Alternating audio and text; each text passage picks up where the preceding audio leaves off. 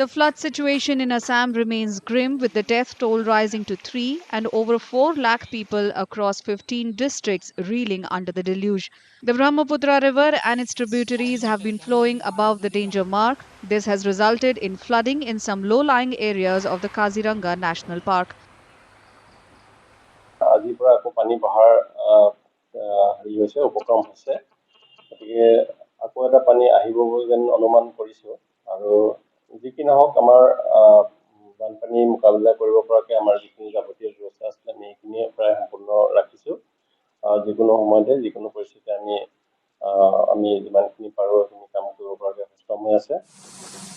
The Forest Department is relocating animals to safer places and has implemented several other safety measures.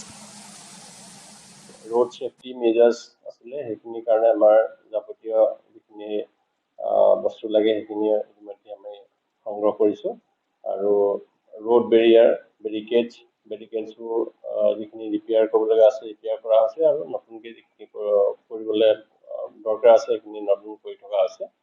So everything is ready.